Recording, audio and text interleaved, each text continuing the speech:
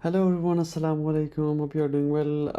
It's been a long time कि हमने कोई वीडियो रिकॉर्ड करवाई थी। बीच में एक मार्केट फॉल भी आया, थोड़ी सी करेक्शन टाइप हुई, और फिर अभी मार्केट वापस किसी हद तक उन सपोर्ट्स पे सस्टेन कर रहे हैं, ख़ास करके ऑल्ट कॉइन्स, डीफाई कॉइन्स और कल्ट कॉइन्स, डिफरेंट जो भी कॉइन्स है, ड्रैगन कॉइन्स, वो अभी कोशिश कर रहे हैं, डाइनो कॉइन्स, वो अभी कोशिश कर रहे हैं कि वो एक सेटअप बनाए, उस सेटअप पे वो आगे आगे बढ़े। तो अभी मैं थोड़ा सा आप लोगों को जनरली गाइड करूँगा, जिस तरह मैंने पहले भी कहा था कि मैं आपको जनरली गाइड करूँगा कि ऑल्ट कॉइन सीज़न जो है वो स्टार्ट हो चुका है। लेकिन हम कॉइन्स को कैसे आइडेंटिफाई करेंगे on the basis of chart patterns जो होती है, या फिर on the basis of candle sticks, फिर उसके उसके पीछे सारी रिसर्च जो होती है कि हम किस तरह के कॉइन को हम उठाते हैं और उनकी कौन सी प्रॉपर्टीज़ होती है जिनकी बेस पे हम कॉइन्स को उठाते हैं। सो बगैर कोई टाइम ज़ाया कि हम अपनी चार्ट्स की तरफ जाएंगे। हम चार्ट्स पे गोल्ड है। सबसे पहले हम टोटल थ्री को देखेंगे, क्योंकि टोटल थ्री बहुत इंपॉर्टेंट है। ये वो मार्केट कैप होता है जो बीटीसी और इथीरियम को एक्सक्लूड करके आता है, विच मीन्स कि ऑल्ट कोइंस जितने भी जो मेजर कोइंस को हटा के उनका जो मार्केट कैप होता है, लाइक टोटल जो जिनमें इन्वेस्टमेंट्स होती है, होल्डिंग्स, या फिर उनमें जो पैसे का फ्लो होता है, उसको हम टोटल थ्री कहते हैं। उसमें एक टोटल भी आता है जिसको हम पूरे उसका टोटल कहते हैं क्रिप्टो का। वो अभी 3.55 ट्रिलियन है, बीटीसी और उसको मिला के, इथीरियम, बीटीसी और बाकी सारे जो ऑल्ट कॉइन्स हैं उनको मिला के।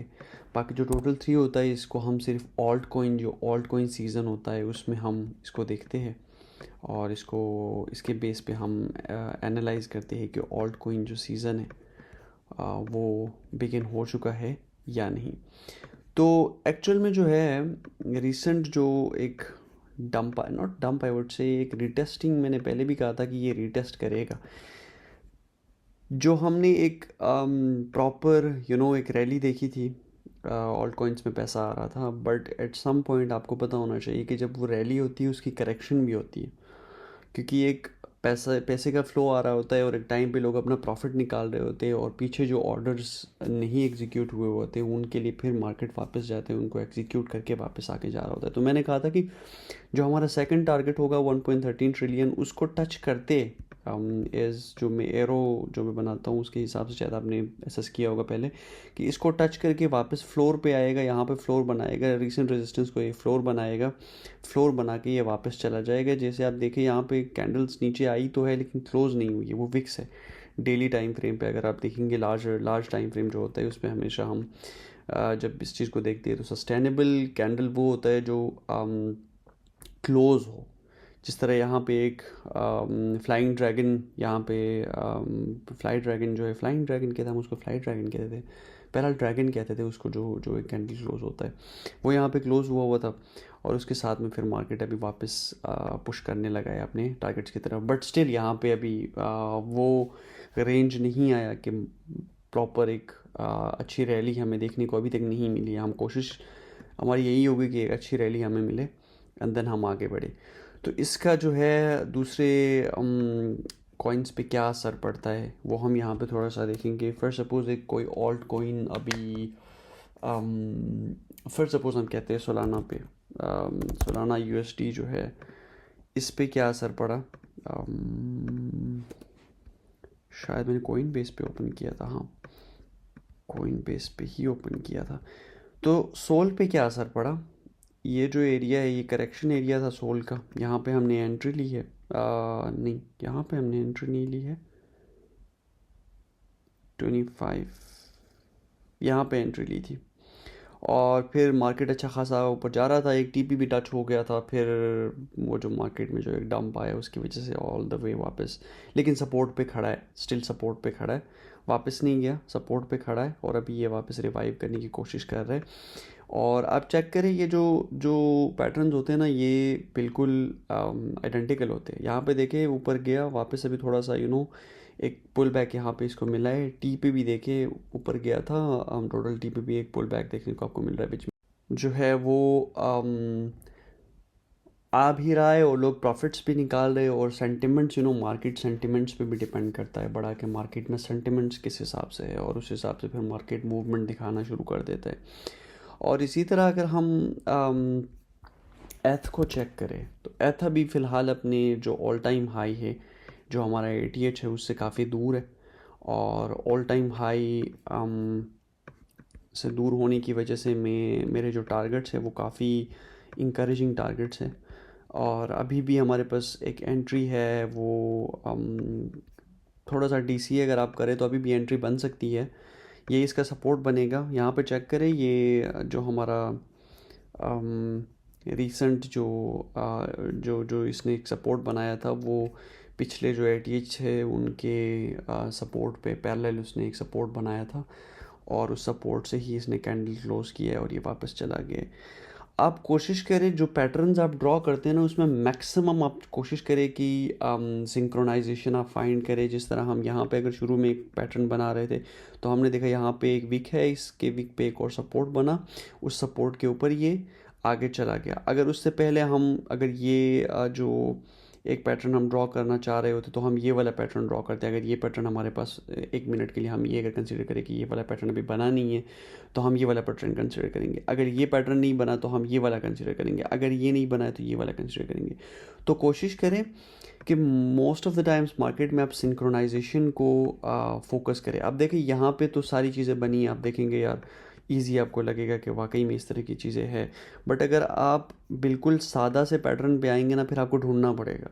फिर आपको ये दिखना बंद हो जाएंगे, जिस तरह हमें यहाँ पे जो दिख रही है वो चीज़ें आपको दिखना यहाँ पे बंद हो जाएंगे, और फिर आपके थोड़ा सा मुश्किल हो सकता है। इसीलिए आप जितना ज़्यादा प्रैक्टिस करेंगे ना, उतना आपको समझ आना शुरू हो जाएगा। तो वो कैसे करेंगे? अगर अब मैं एक चार्ट देखता हूँ डायरेक्टली, तो मैं देखूंगा कि यार यहाँ पे जो सपोर्ट लेवल है वो कहाँ पे बन रहा है, और प्रीवियस जो हाईएस्ट है उसके ऊपर सपोर्ट बन रहा है कि नहीं बन रहा। तो मैं ये ड्रॉ करूँगा, यस यहाँ पे एक सपोर्ट लेवल बन रहा है, प्रीवियस हाई ये है, इस पे एक सपोर्ट बन रहा है, तो मैं इसको कंसीडर करूँगा। और ये जो विक्स है इनको मैं कंसीडर करूँगा, ये जो लोज़ है, और यहाँ पे भी ये जो लोज़ है इनको मैं कंसीडर करूँगा। शायद ये इतना आ सकता है, लाइक इस हिसाब से इतना आ सकता है। या फिर मैं कहूँगा चलो अगर डेली चार्ट है तो फिर सस्टेनेबल जाते हैं, इतना ही हम कंसीडर करेंगे। और फिर हम देखेंगे कि यार इसमें जो टैप्स हुई है, अपर जो रेजिस्टेंस पर टैप्स हुई है, वो कितनी बार हुई है, वो उस रेजिस्टेंस ने कितना इसको पुश बैक किया है, तो वो हम चेक करेंगे। 1 बार 2 बार ऐसे करके ये सारे रेजिस्टेंसेस हम चेक करेंगे, कहाँ तक ये रेजिस्टेंसेस है। फिर हम देखेंगे कि इसने सपोर्ट कहाँ पे बनाया हुआ है, ये एक सपोर्ट लेवल है, तो इसको हम कंसीडर करेंगे। और फिर हम चेक करेंगे कि यार इसने जो डाउन ट्रेंड है, ओ सॉरी, जो डाउन ट्रेंड है इसका, इसने ये ब्रेक किया है कि नहीं किया है। ब्रेक ऑफ जो ट्रेंड है वो हुआ है कि नहीं हुआ है, यहाँ पे हम चेक करेंगे। ये एक डाउन ट्रेंड है, ये चेक करें।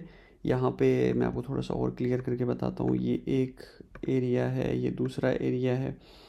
यहाँ पे इसने सपोर्ट को इस लेवल पे आके डाउन ट्रेंड को इसने ब्रेक किया है, विच मीन्स कि यहाँ पे एक स्ट्रॉन्ग मूव देखने को हमें मिला है। अब स्ट्रॉन्ग मूव को एक और कन्फर्मेशन के थ्रू भी हम इसको कंसिडर कर सकते हैं कि EMA 50 जो हम यूज़ करते हैं, EMA 20 और EMA 50 और EMA 100, यहाँ पे चेक करें वो गोल्डन क्रॉस जो है, डेली टाइम फ्रेम पे जो गोल्डन क्रॉस होता है, वो हमने देखा कि इसी ब्रेकआउट पे गोल्डन क्रॉस हुआ है। जो प्रीवियस लेक्चर्स में मैंने आपको बताया था, सुलाना पे, BTC पे, BTC 16,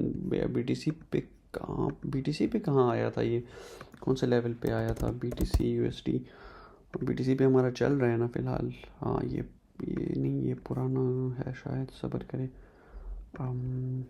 ये पुराना है। ये मैं रखता हूँ ताकि मुझे थोड़ा सा ना फील होता है कि यार हाँ ये हमारा चल रहा है अभी, यही है ना, हाँ यही है जो हमारा अभी चल रहा है। ये नेक्स्ट हमारा टारगेट्स जो मैंने, अब ये इस पे हम बाद में आएंगे। कहाँ पे? यहाँ पे क्रॉस हुआ था ऑलमोस्ट 59,000 पे, इसने जो गोल्डन क्रॉस है ये चेक करें, इस एरिया में हुआ था। 59,000 नहीं, यहाँ पे हुआ है 66,000 के आसपास, इस एरिया में, इस रेंज में क्रॉस हुआ है। और इसका मूव चेक करें कि ये गोल्डन क्रॉस इतना इंपॉर्टेंट होता है। तो अभी तो इसने कोई मूव दिया नहीं, यहाँ पे गोल्डन क्रॉस हुआ है लेकिन 4,000 तक ही गया है। अब हमारे पास तो अच्छा खासा एरिया ऑफ मूवमेंट इसका रहेगा। और ये जो टॉप है इसको चेक करें, ये इसका रेजिस्टेंस है, रेजिस्टेंस एरिया है। तो इसको हम वी कैन से लाइक हम, हाँ रेड, तो इसको हम रेड कंसीडर कर सकते हैं कि यहाँ पे इसको ये एक रेजिस्टेंस एरिया के तौर पे इसको ये एक्ट कर सकता है। तो अब सेकंड जो चीज़ है वो हम क्या फाइंड करेंगे कि ये वापस एंट्रीज फाइंड करने के लिए जैसे हम फेयर वैल्यू गैप्स का भी इस्तेमाल करते हैं कि फेयर वैल्यू गैप्स कहाँ पे आती है, तो उनका भी इस्तेमाल हम कर लेते हैं। उसके अलावा हम यहाँ पे चेक करेंगे कि इसका नेक्स्ट टारगेट क्या हो सकता है। तो नेक्स्ट टारगेट के लिए हम प्राइस डिस्कवरी देख सकते हैं, जो प्रीवियस हाई है उसको हम देख सकते हैं, ऐसे करके प्रीवियस जो विक्स यहाँ पे आती है। फर्स्ट सपोज अगर मैं यहाँ पे मैं ट्रेड ले लेता तो मैं कौन से एरियाज़ चेक करता कि मैंने प्रॉफिट्स कहाँ पे लेने हैं।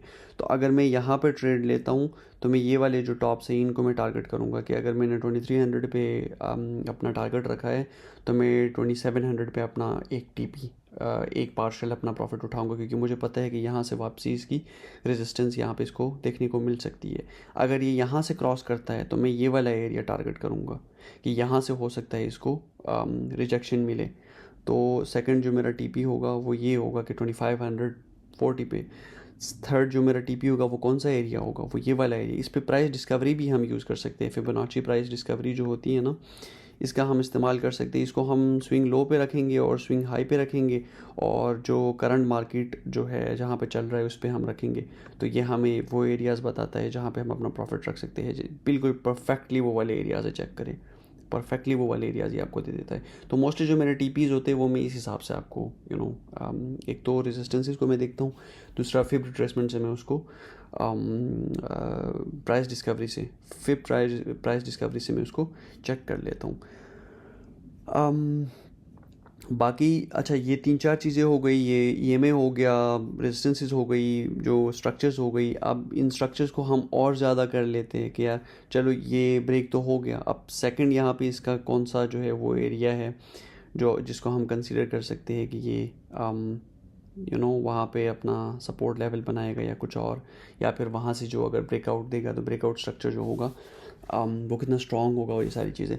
तो यहाँ पे आप चेक करें, ये स्विंग हाई, फिर ये रिसेंट स्विंग हाई, फिर इस पे एक सपोर्ट लेवल यहाँ पे बना, और ये चेक करिए इसको रिस्पेक्ट कर रहे हो, प्रॉपर वापस यहाँ पे आया, ये प्रॉपर ऊपर जा रहा है। तो दीज काइंड ऑफ थिंग्स आप जितने ज़्यादा पैटर्न्स बनाएंगे, जितना ज़्यादा कंफर्मेशन आप लेंगे, उतना आपके लिए बेटर होगा, ठीक है। और ये पैटर्न्स जो होती है ना, ये फिर हम जो मैंने पैटर्न्स आज आप लोगों को सेंड किए उसमें आपको दिखाई देंगे ये कौन सा पैटर्न है।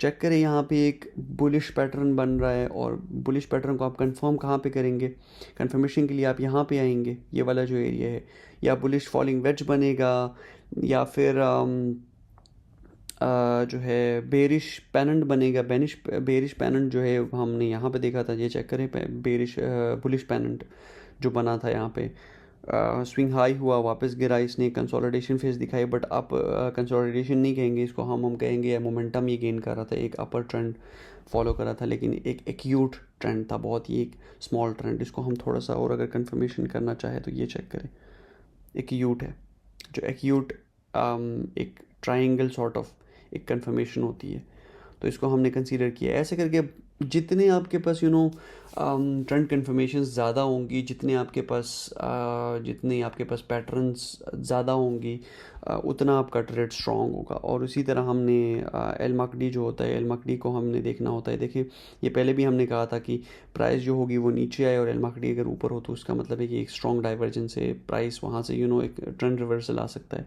तो यहाँ पे प्राइस जो है नीचे आ रहा था और एल मकडी जो है वो ऊपर जा रहा था, विच मीन्स कि एक रिवर्सल यहाँ पे एक ट्रेंड आ रहा था, बेरिश ट्रेंड था, और यहाँ से एक रिवर्सल हमें देखने को मिल सकता था। तो हमने ट्रेड्स यहाँ पे एग्जीक्यूट की, 2300 समथिंग पे हमने एग्जीक्यूट की थी फर्स्ट ट्रेड, मुझे याद है, और फिर एक रिवर्सल, प्रॉपर रिवर्सल हमें देखने को मिला। एल मकडी को और ये इन सारी चीज़ों को पहले भी मैंने कहा था कि मल्टी टाइम फ्रेम, एक टाइम फ्रेम पे नहीं, मल्टी टाइम फ्रेम पे आपने इनको कंफर्म करना है। फिर हम 4 आवर्स पे अगर आते हैं तो फिर 4 आवर्स पे भी हम कंफर्म कर सकते हैं इस चीज़ को कि ये चेक करें, यहाँ पे देखें, प्राइस नीचे आ रहा है और एल मकडी ऊपर जा रहा है, प्राइस ये रहा, एल मकडी भी ये रहा, और प्राइस नीचे की तरफ क्लोज, एल मकडी ऊपर की तरफ क्लोज, विच मीन्स के एक रिवर्सल देखने को हमें मिल सकता था, और रिवर्सल हमने एक्सपीरियंस भी किया हमने।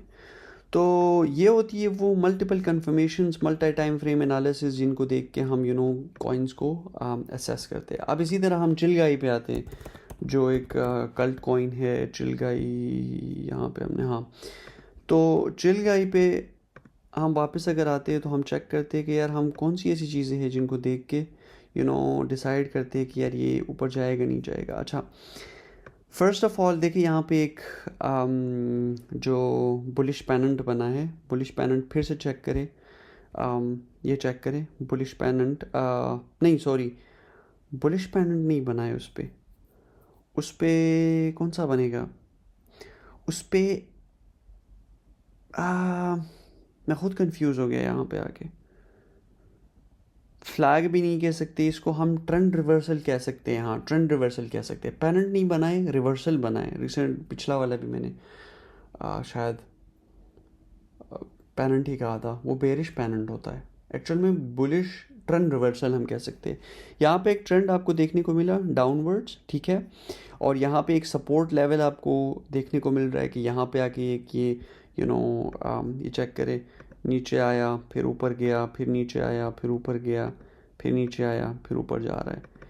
एक सेकंड, मैं थोड़ा सा कंफ्यूज हो गया। कौन सा फॉलिंग वेज भी नहीं है, बिल्कुल नहीं है। फ्लैग पैटर्न भी नहीं है। ये ट्रेंड रिवर्सल है। नहीं, बुलिश पैनेंट भी नहीं है ना। वो बुलिश पैनेंट तो नीचे से जब जाता है उसको हम बुलिश पैनेंट कहेंगे। जब एक ट्रेंड, हाँ, ट्रेंड रिवर्सल, बिल्कुल कंफर्म ट्रेंड रिवर्सल। एक ट्रेंड है बेरिश ट्रेंड, उसका रिवर्सल हुआ, और यहाँ पे एक आपको रेजिस्टेंस एरिया देखने को मिल रहा है। यहाँ पे हमने एंट्री की है कोई 30 पे, और यहाँ पे चेक करें हमने एंट्री की है, और ये भी इंशाल्लाह ऊपर की तरफ जाएगा। ये थोड़ा सा फॉल देखने को मिला है, बट ये अपना ट्रेंड कंटिन्यू करेगा। यहाँ पे एक चेक करते हैं, लेट्स सी। नहीं, अभी डाउन ट्रेंड जो हमारा है वो ख़त्म तो हो चुका है। ये वाला जो एरिया है बिगर टाइम फ्रेम्स पे भी हुआ है, डाउन ट्रेंड हमारा ऑलमोस्ट निकल चुका है। ये पहले भी मैंने ड्रॉ किया है, चेक करें। और अगर सेकंड ट्रेंड को हम देखें तो अगर यहाँ से ये बाहर निकलता है इस वाले रीजन से, तो फिर हम इसको सेकंड जो कंफर्मेशन हम जो लेंगे वो यहाँ पे लेंगे हम।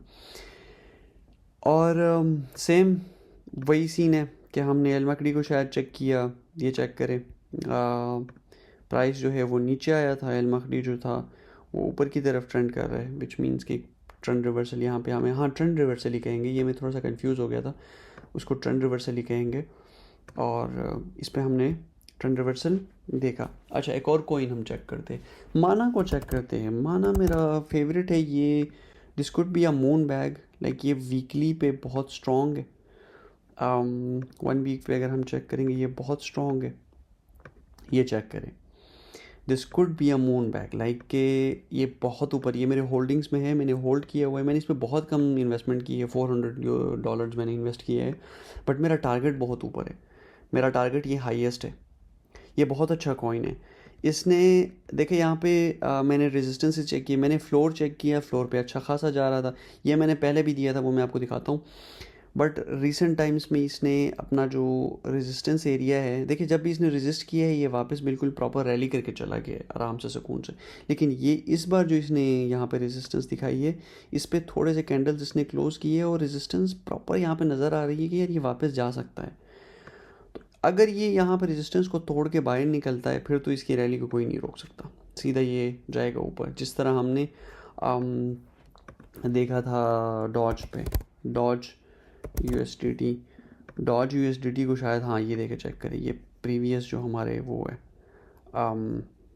जो हमारा चार्ट था, इफ़ यू रिमेंबर, ये मैंने चार्ट आपको दिया था, और ये यहाँ से वाकई में इसने बड़ा एक मूव दिखाया। हमने यहाँ पे बाई किया था, 10 सेंट्स पे बाई किया था, और ऑल द वे ये 48 सेंट्स गया था। एक मून बैग था ये, बहुत ज़्यादा प्रॉफिट दिए लोगों को इसने। इसी तरह माना का भी ये सीन है कि अगर ये तोड़ता है ये वाला एरिया तो फिर ये डेफिनेटली इस वाले रीजन में ये जा सकता है। अच्छा, मैंने ये पहले भी दिया था, पहले कहाँ पे दिया था मैं आपको दिखाता हूँ, पहले कहाँ पे दिया था। ये चेक करें, ये वाला रीजन मैंने दिया था 31 पे। अच्छा, मैंने दिया था 31 पे, यहाँ पे दिया था, नहीं मैंने 31 पे नहीं दिया था, मेरा ख्याल है वो डाइवर्जेंस जो हमारी कंफर्म हुई थी ना, उस पे मैंने दिया था, जो यहाँ के डाइवर्जेंस जो कंफर्म हुई थी। यहाँ पे ये चेक करें। या फिर मैंने 4 आवर्स वाले डाइवर्जेंस पे दिया था, आई गेस मैंने 4 आवर्स वाले डाइवर्जेंस पे दिया था, if I am not wrong. हाँ, 4 आवर, ये देखें, ये वाली डाइवर्जेंस जो थी इस पे मैंने दिया था, तो इस आसपास हमने कोई 30 सेंट्स पे ख़रीदा था इसको, और ये ऑल द वे 85 सेंट्स तक गया है। 85 सेंट्स तक। ये पैटर्न्स में बनाता रहता हूँ हर कॉइन के, तो इसमें कंफ्यूज ना होइएगा आप। तो अभी हम देखते हैं इसको वीकली पे अगेन। तो ये वीकली पे इस तरह का पैटर्न बना रहा है फ़िलहाल। और ये जो एल मकडी होता है ना, एल मकडी जो भी होता है, इसकी डाइवर्जेंस बहुत स्ट्रॉन्ग होती है। ये चेक करें, जो बेरिश डाइवर्जेंस थी ये इसकी बहुत स्ट्रॉन्ग थी। बेरिश डाइवर्जेंस हमने कैसे फाइंड की, प्राइस ऊपर एल मकडी नीचे। तो एल मकडी जो कर रहा था वो नीचे ट्रेंड कर रहा था, और प्राइस जो थी वो यहाँ से ऊपर गया था। ये चेक करें, लो हाई, स्विंग लो पे, और इसने डाइवर्जेंस दिखाई, तो ऑल द वे फ्रॉम $5 तो ये गिरा है 27 सेंट्स गिरा है। तो ये बहुत स्ट्रॉन्ग डाइवर्जेंस होती है फ़िलहाल ये। और इसने ये बुलिश डाइवर्जेंस जब दिखाई थी, यहाँ पर चेक करें नीचे प्राइस, यहाँ से इसने डाइवर्जेंस दिखाई थी, प्राइस नीचे, और ये डाइवर्जेंस से ये 31 सेंट से ये ऊपर गया था 87 सेंट्स तक। तो अभी भी मुझे एक है यकीन कि ये ऊपर जाएगा, और इंशाल्लाह इसका वॉल्यूम बढ़ रहा है जिस हिसाब से। ये चेक करें, अंदर वॉल्यूम बार्स जो है ना ये बढ़ रहे हैं, ये वाली जो वॉल्यूम बार्स है, शायद आपने नोटिस किए होंगे। तो ये जो वॉल्यूम बार्स है ये अगर बढ़ रहे हैं तो फिर थोड़ा सा हमें देखना होगा कि इसका मुस्तकबिल क्या हो सकता है। रिस्की है, थोड़ा रिस्की है, लेकिन रिवॉर्ड जो भी है वो भी इतना ज़्यादा ही है। उसके साथ और भी बहुत सारे तरीके होते हैं। जिस तरह मैंने कहा था कि ये EMA का हम इस्तेमाल करते हैं। EMAs पे पूरा मैं एक वीडियो बनाऊंगा, पूरी एक मेरी वीडियो होगी। EMAs जो है वो बहुत इंपॉर्टेंट होती है, और उनको देख के हम किस तरह, ये देखें, ये जो EMA है इसकी, ये जब क्रॉस करता है ना तो इसका मूव बड़ा ड्रामेटिक होता है। इसने यहाँ पे क्रॉस किया है ऑलमोस्ट 39 सेंट्स पे, और ये 85 सेंट्स तक गया था। तो इसकी जो मूवमेंट होती है ना ये बहुत ड्रामेटिक होती है अगर EMA क्रॉस करे तो। इसी तरह जो है पैटर्न, जिस तरह मैंने आपको बताया कि पैटर्न से भी आइडेंटिफाई किया जा सकता है। डॉज के पैटर्न पे मैंने आइडेंटिफाई किया था। डॉज के पैटर्न पे मैंने कैसे किया था, let me show you. Dogecoin पे देखते हैं। डॉज का जो पैटर्न था वो एक बेहतरीन बुलिश पैटर्न बना रहा था। ये चेक करें, यहाँ पे इसने ब्रेकआउट दिया था ऑलमोस्ट इस रीजन में इसने अपना जो डाउन ट्रेंड था इसको ब्रेक किया था। यहाँ पे इसने सपोर्ट बनाया था, और जहाँ पे ये सपोर्ट बनाता है ना, ये देखें, यहाँ पे इसने डाउन ट्रेंड को ब्रेक किया, और फिर यहाँ इस रीजन को चेक करें, ये इसने सपोर्ट लेवल बनाया है। ये रेड नहीं होना चाहिए, ये होना चाहिए ग्रीन, जो हमारी एंट्री जोन है। अब चेक करें, थोड़ा सा हम ऊपर जाते हैं, हाँ ये वाला रीजन हमारा होगा। अच्छा, अब ये इसने यहाँ पे ब्रेक किया, थोड़ा ऊपर गया, रेजिस्टेंस इसको मिली, और ये वापस आया थोड़ा सा नीचे, यहाँ पे इसने फ्लोर बनाया, एंड देन ये वापस चला गया, कोशिश की, रेजिस्टेंस मिला, फिर वापस आया, फिर इसने इसको, ये जो ग्रीन जोन है इसको रिस्पेक्ट किया, इसको इसने अपना रेजिस्टेंस बनाया, और जैसे इसने रेजिस्टेंस बनाया फिर जो इसकी रैली आई थी वो प्रॉपर आई थी। और मल्टीपल एंट्रीज हम ऐसे प्लान करते, ये चेक करें, एक ये वाला डाउन ट्रेंड था, फिर एक और नया डाउन ट्रेंड था, उसको यहाँ इसने ब्रेक किया है। तो ये जो मल्टीपल एंट्री जो प्लान्स हम बनाते हैं ना, वो इस हिसाब से बनाते हैं। और जो एंट्रीज़ होती है जिनको हम ये हो गया, और फिर हम फर्स्ट सपोज़ अगर हम यहाँ पे हमने एंट्री प्लान की थी, और कुछ लोगों की एंट्री यहाँ पे हुई थी 9 सेंट्स पे, कुछ लोगों ने अभी यहाँ पे एंटर करना है, तो फर्स्ट सपोज़ 10 सेंट्स पे, 13 सेंट्स पे, तो वो कैसे एंटर करेंगे। तो वो फेब रिट्रेसमेंट को स्विंग हाई स्विंग लो, और स्विंग हाई स्विंग लो के बाद वो चेक करेंगे कि ये वाला जो रीजन है 60 वाला रीजन, अगर यहाँ पर रिट्रेसमेंट होती ना, देखिए यहाँ पे 61% मेरी रिट्रेसमेंट आई, ये बेहतरीन एंट्रीज होती है, यहाँ पे एंटर कर सकते हैं। तो दिस काइंड ऑफ थिंग्स जिनको हम कंसीडर करते हैं। एल मकनी हो गया, जो इनकी जो डाउन ट्रेंड वो है, ब्रेकआउट है, इन सारों को देखते हुए हम एंट्रीज प्लान करते हैं फॉर ऑल्ट कॉइन्स। बाकी हम लोग कह रहे थे XRP जाएगा, समथिंग लाइक दैट। XRP पे हमने लॉन्ग्स किए थे, ये हाँ ये देखिए यहाँ पे भी हमने लॉन्ग किए थे। बाकी दूसरा हमारा ऑलरेडी चल रहा है, ये वाले एरियाज़ में भी मैंने एंट्री दी थी। बट लोग कहते हैं कि यार XRP जाएगा 500 जाएगा, XRP जो है इतना ऊपर जाएगा उतना ऊपर जाएगा। तो XRP is not gonna go that high. XRP पे रिसेंट ट्रेंड को भी देखें आप, हिस्ट्री को भी चेक करें, तो XRP जो है वो ऊपर नहीं जाएगा। क्यों नहीं जाएगा? उसके भी बहुत सारे वजूहत है, बहुत सारी। कॉइन मार्केट कैप पे आप आएंगे, जो भी कॉइन है XRP पे आप जाएंगे, आपको सारी चीज़ें देखनी होती है। अब चेक करें, फ़िलहाल XRP जो है वो उसका टोटल उसकी सप्लाई है 100 बिलियन। देखिए कॉइन्स की जो सप्लाई होती है ना, उसका बड़ा हाथ होता है। जब जितनी ज़्यादा सप्लाई होगी ना, उतनी उस कॉइन की डोमिनेंस कम होती है। जितनी उसकी कम सप्लाई होगी उतनी उसकी डोमिनेंस ज़्यादा होती है। और फिर उसकी यूटिलिटीज़ पे भी डिपेंड करता है कि वो अभी इथेरियम क्यों इतना हाई है या फिर सोलाना क्यों इतना हाई है, क्योंकि उसके इन्वायरमेंट पे, उसके ब्लॉकचेन पे दूसरे कॉइन्स बन रहे हैं। सोलाना मीम कॉइन्स, इथेरियम के भी कॉइन्स है, सोलाना के भी कॉइन्स है, तो फिर उनको उन चीज़ों से भी फ़ायदा हो रहा है। इथेरियम वो वाहिद कॉइन था जो BTC के बाद ही बना था, और वो यूनिक इसलिए था कि उसका जो ब्लॉकचेन है या उसकी इन्वायरमेंट है, उस पर दूसरे कॉइन्स बन रहे थे। तो दैट्स वाई वो एक यूनिक कॉइन था। अब XRP क्यों जाएगा? लोग कहते हैं कि यार ये 500 जाएगा, कुछ लोग कहते हैं कि यार ये तो $5000 जाएगा। ये बिल्कुल नहीं जाएगा, ये बेसलेस है। क्यों नहीं जाएगा? इसका मार्केट कैप चेक करें, 138 बिलियन है, और इसकी सप्लाई है 100 बिलियन, और जो मैक्स सप्लाई है, और टोटल सप्लाई जो इसकी है 99 बिलियन। अब सर्कुलेटिंग सप्लाई इसकी कितनी है? 57 बिलियन। अब आप इसकी सर्कुलेटिंग सप्लाई चेक करें, विच मीन्स कि लोग इसको इतना होल्ड नहीं कर रहे। सप्लाई जो है वो बहुत ज़्यादा है। अब इसके अलावा अगर इसका मार्केट कैप चेक करें, अगर इसको जाना है 1 बिलियन, सॉरी $5000, तो इस पे कम से कम $16 ट्रिलियन या फिर $15 ट्रिलियन का इसका मार्केट कैप होना चाहिए कंपेयर टू दिस टाइम। इसकी सप्लाई और इसका सारा वाइट पेपर, सारी चीज़ें देख के अगर इसको $5000 पे जाना है, तो इसको $16 ट्रिलियन इसका मार्केट कैप होना चाहिए, जो कि BTC का भी नहीं है। टोटल हमारे क्रिप्टो करेंसीज का जो क्रिप्टो मार्केट का जो मार्केट कैप है, वो आपने देखा वो कितना है?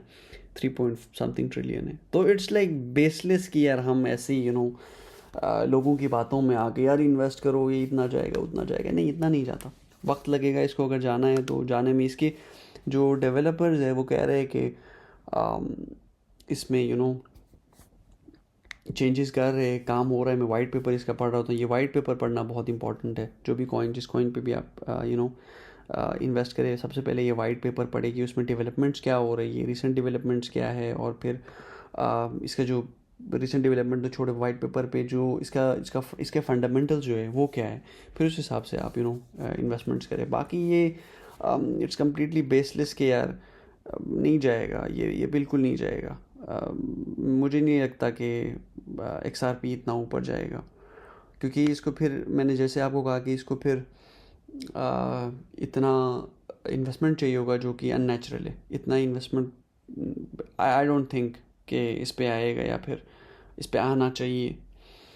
तो बेटर कॉइन्स जो है वो आप चेक करें। बेटर कॉइन्स जिस तरह मैंने माना का आपको कहा, माना USDT जो है वो एक डिसेंट्रलाइज्ड लेन, ये उस पे भी आता है। क्या कहते हैं इसको, ये एक पेमेंट मैं आपको ग्रुप में भी सेंड करूँगा। इसकी बहुत सारी यूटिलिटीज़ जो इसकी है ना, वो बहुत बेहतरीन है।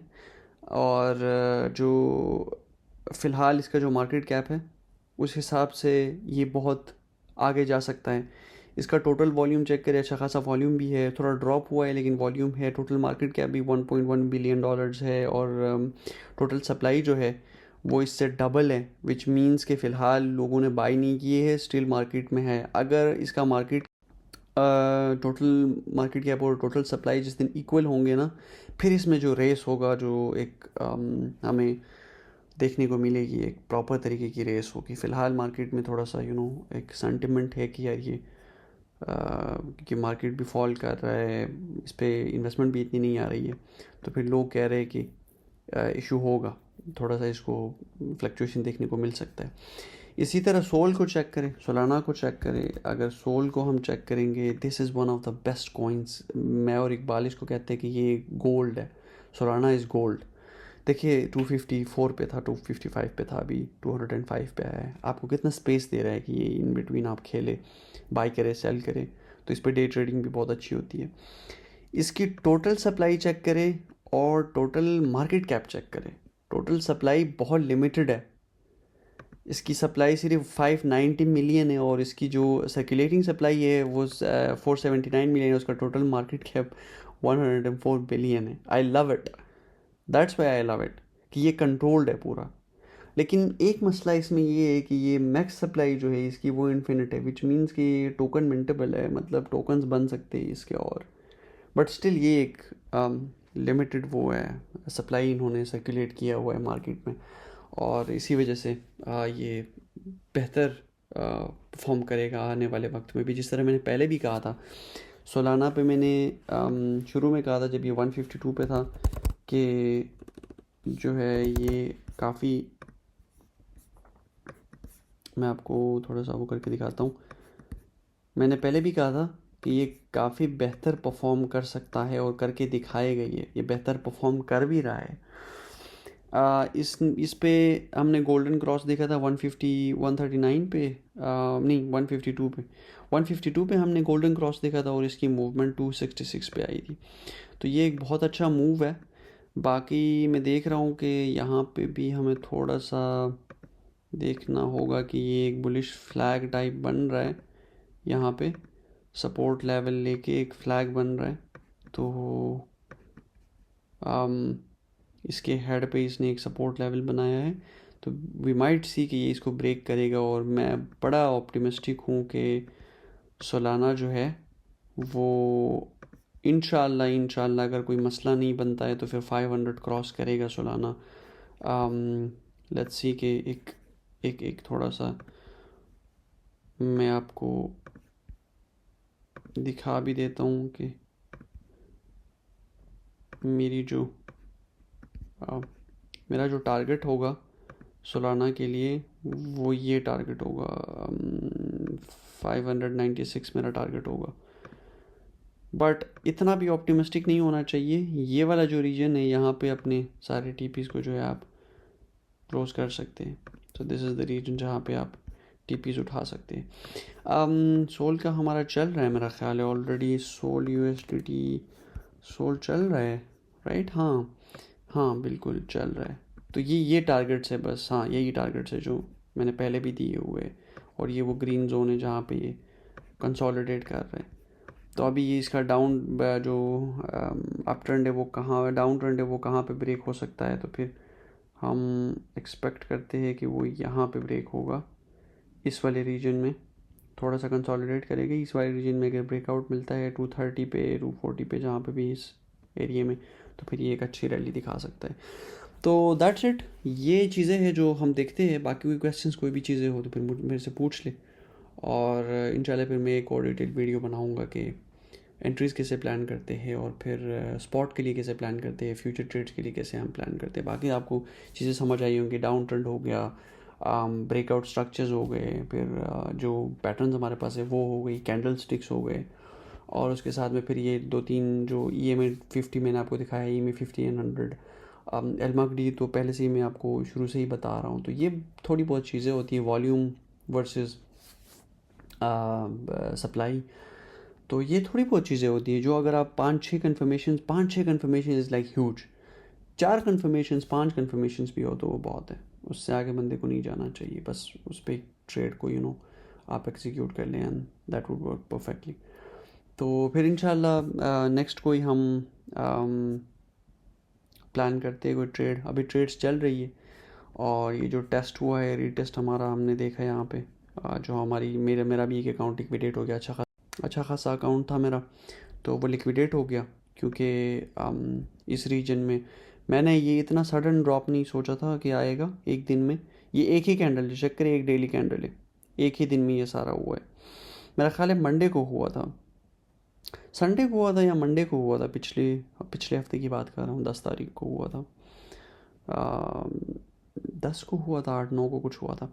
खैर, तो मैं यही प्लान कर रहा था कि अपनी जो मेरी टीपीज़ है या फिर जो सारे स्टॉप लॉसेस है उनको मैं मैनेज करूँगा। और मैंने सोचा था कि एक कैंडल इस तरह का, ये दो जो कैंडल्स बनी है यहाँ पे, इस तरह के दो कैंडल्स बनेंगे तो फिर मैं चेक करूँगा कि किस लेवल की, किस नौयत की फॉल हो सकती है, फिर मैं अपने टीपीज़ मैनेज करूँगा। हालांकि मेरे अकाउंट में मेरे ट्रेड्स 1000x, 1000%, 10x 20x के ट्रेड्स अंदर थे, वो लिक्विडेट हो गए, मतलब प्रॉफिट पे लिक्विडेट हो गए, मतलब मार्जिन कॉल आई है मुझे।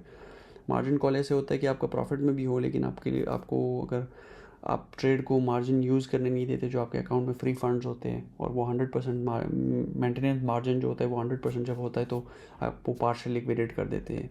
होता पार्शल लिक्विडेट है लेकिन अकाउंट पूरा ज़ाया हो जाता है, विच मीन्स के पूरे अकाउंट में जितने आपके फंड्स हैं वो चले जाते हैं। तो मेरा एक अकाउंट लिक्विडेट हो गया इस वजह से, जो हमारे पास 23 ट्रेड्स उसमें मेरे थे, और वो मेरा जो मैंने मेंटेनेंस मार्जिन था वो मैक्स किया था। मैंने बहुत ट्रेड्स लिए थे क्योंकि मुझे ऐसा लगा था कि यार ऑल्ट रैली है तो कितना ही पुल बैक आ सकता है, तो कितना ही पुल बैक आ सकता है।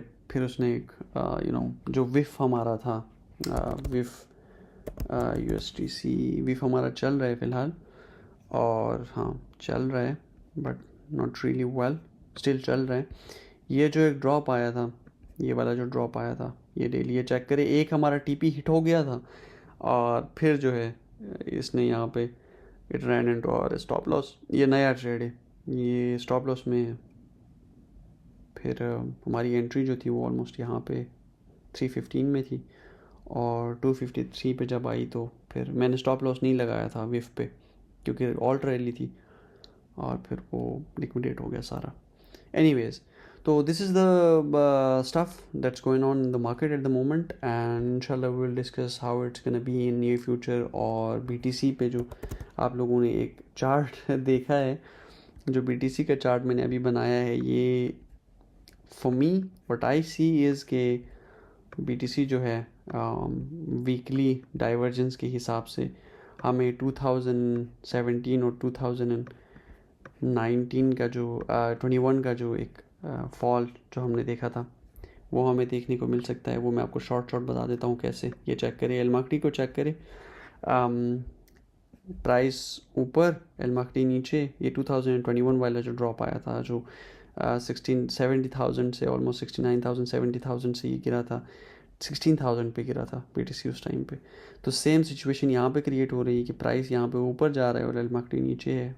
यहाँ पे कंप्लीशन नहीं हुई है, इसकी जब कंप्लीशन होगी ना तो यहाँ पे अगर इस तरह का हमें एक इस तरह की एक कंप्लीशन हमें अगर देखने को मिलती है तो फिर हम एक एक्सपेक्टेशन अपना ओ माय गुडनेस, खैर एनीवेज, रख सकते हैं कि यहाँ तक फॉल करेगी। ये शायद वो फेयर वैल्यू गैप है। यहाँ पे एक रेजिस्टेंस इसको या सपोर्ट मिल सकता है, सपोर्ट लेवल फ्लोर मिल सकता है। अगर इसको भी ये क्रॉस करता है फिर तो ये 30s में ही गिरेगा वापस। BTC is gonna bleed, BTC is gonna bleed like a hello.